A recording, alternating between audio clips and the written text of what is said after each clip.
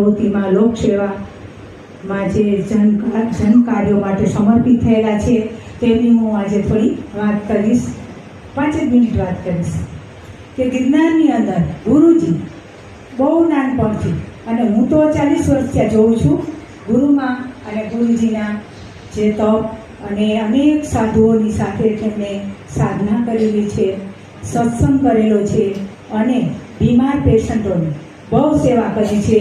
અનેક લોકો, ગરીબ લોકોનું, અનેક દુખિયા લોકોને સાચા માર્ગે વાળ્યા છે, અનેક સેવાઓ કરી છે તો આપણે ખ્યાલ ન હોય.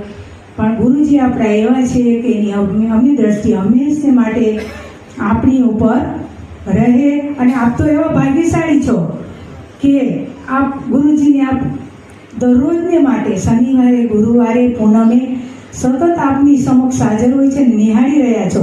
અમને એમનો લાભ